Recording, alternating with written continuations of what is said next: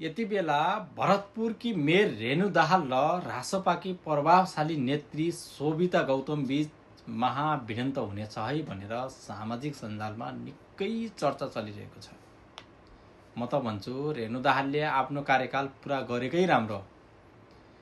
यति बेला जनताको चाहना भनेको रासपा हो, त्यो पनि रासपाको उद्गम स्थल अथवा नीलो क्रान्तिको सुरुवात चितवनबाटै भएको हो।